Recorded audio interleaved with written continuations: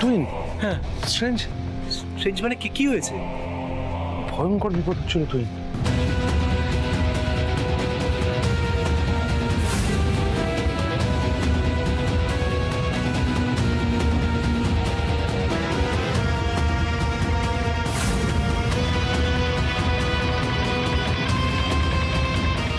কি বলছো কি তুমি দাদা? তুমি যা বলছো তাহলে তো মনে হচ্ছে বৌদিকে কেউ শেষ করে দিতে চেয়েছিল।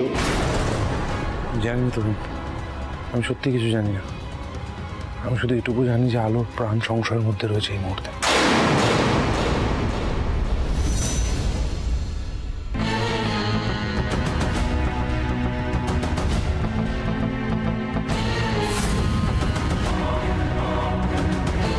মেহলি, এখানে তোমরা? তুমি এখানে কি ব্যাপার? হ্যাঁ, দিদিভাই খোঁজ নিতে এসেছিলাম তো। বাবা, বৌদি যখন ক্রিটিক্যাল কন্ডিশন ছিল তখন তো আসুনি, এখন হঠাৎ এত রাতে? অদ্ভুত ব্যাপার তো। কেন আসতে পারি না আমি? মানে ফোন করেও খবর নিতে পারতাম আমি, কিন্তু কি করব? আমার খুব চিন্তা হচ্ছিল দিদিভাইয়ের জন্য, ভীষণ টেনশন হচ্ছিল। আর ওইদিকে ঝিলিক ঝলমল ওরাও ভীষণ ডিস্টার্বড আছে, না খেতে চাইছে না ঘুমোতে চাইছে। তাই আমি ভাবলাম আমি ডিরেক্টলি এখানে চলে এসেই খোঁজ নিই। তো আমাদেরকেও তো বলতে পারবে। তুহিনদা, আমি কি করে জানবো যে তোমরা এখানে থাকবে? আর তোমরাই বা এত রাতে এখানে কি করছো? হসপিটাল থেকে তুহিনদাকে ফোন করেছিল। বৌদি ভাইয়ের আধার কার্ড, প্যান কার্ড এগুলো নিয়ে আসতে হতো, দাদাকে তো ফোনে পাওয়া যাচ্ছিল না। আমার ফোন সুইচ অফ, চার্জ নেই। দিদিভাই এখন কেমন আছে দাদা? বেটার আছে, সুস্থ হয়ে যাবে। হ্যাঁ, তাই যেন হয়। আমি যাই একবার দিদিভাইকে দেখে আসি। না চিন্তা করো না, আমি বাইরের থেকেই দেখব। ভেতরে ঢুকলে তো আবার ইনফেকশন হওয়ার ভয় আছে। আসছি আমি। দাদা, কথায় কথায় একটা কথা বলা হয়নি, বাড়িতে পুলিশ এসেছিল। অনেক সময় যারা আত্মহত্যা করে তারা নিজেরাই নিজেদের গায়ে আগুন দেয়, আবার অনেক সময় কিন্তু আগুন লাগিয়ে দেয়। এবার সিসিটিভি ফুটেজটা আমাকে চেক করতে হবে, দরকার হলে আপনাদেরকে থানায় আসতে হতে পারে। যতটুকু আমি বুঝলাম দাদা, পুলিশ সন্দেহ করছে এটা কিন্তু অ্যাক্সিডেন্ট নয়, অ্যাটেম্পট টু মার্ডারও হতে পারে। ঠিক বলেছো তুমি, এটা আমি ভেবে দেখিনি। আলোকে কে মেরে ফেলতে চাইবে? কেন চাইবে? তার মানে আলোর ঘরে বাইরে সর্বত্র বিপদ, কিন্তু আমি আলোর কোনো ক্ষতি হতে দেবো না। নিজের প্রাণ দিয়ে হলেও আলোকে আমি বাঁচাবো, আলোর কোনো ক্ষতি আমি হতে দেবো না, তোমরা চিন্তা করো না।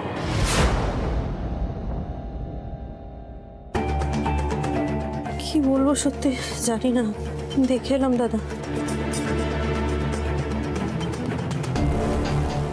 যাকে আমি যাই, ওদিকে ঝিলিক ঝলমলও তো একা আছে। তোমরা আমাকে জানাতে থাকো, হ্যাঁ?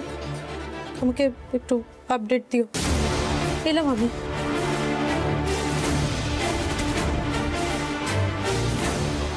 ওরা কিছু সন্দেহ করেনি তো? না না না না না, আমি তো সন্দেহ করার কোনো জায়গায় রাখিনি।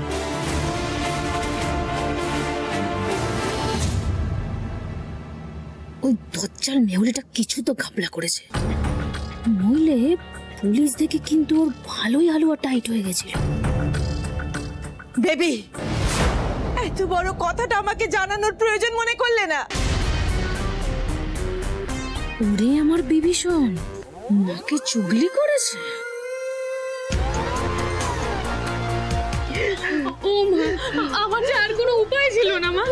আপনি আসুন, আপনি আসুন, এসো, আসুন আসুন আসুন, বসুন। আমি বলছি মা, মা আপনার যে শরীর খারাপ, দিদির এই অবস্থার কথা জানতে পারলে আপনি যদি সহ্য করতে না পারেন, তাই তো আপনাকে বলতে পারিনি।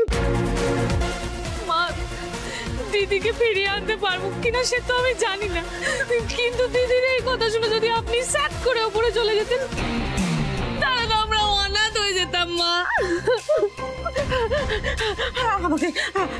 আমাকে কুকুর কাছে নিয়ে চল। সেরেছে, বুড়িটা আবার ওখানে গেলেই তো চাপ। যদি জানতে পারে আমি সিংহরায়দের নামে কেস করেছি, আমাকে তো কেস তুলে নিতে বলবে, আর কেস উঠে গেলেই তো আমার খেলা শেষ। ও মা, হসপিটালে তো আপনি যেতে পারবেন আমাকে যেতে দিচ্ছে না, দেখতে দিচ্ছে না দিদিকে।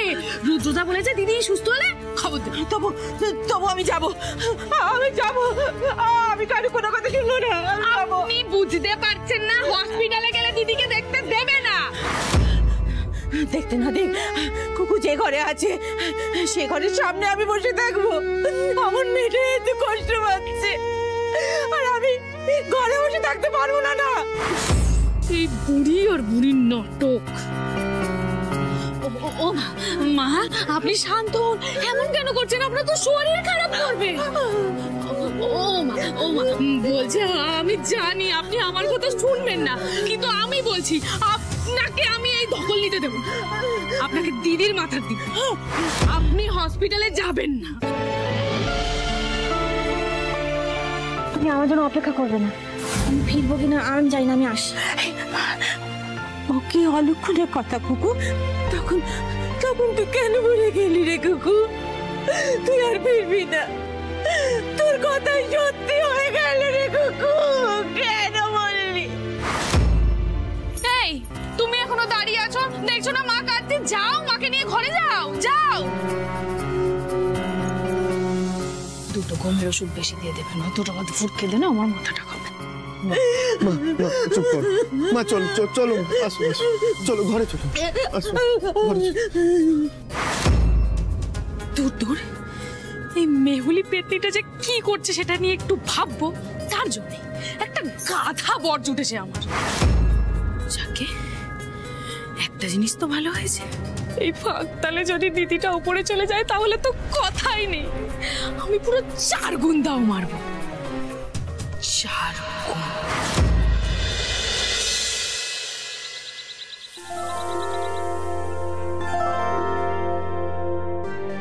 Good morning Mrs Singh Roy. Good morning. আরে তুমি উঠবে না, শুয়ে থাকো, একদম উঠবে না। শুয়ে থাকতে ভালো লাগছে না। আচ্ছা ঠিক আছে, দাঁড়াও, আমি হেল্প করছি, অল্প উঠবে, অল্প দাঁড়াও।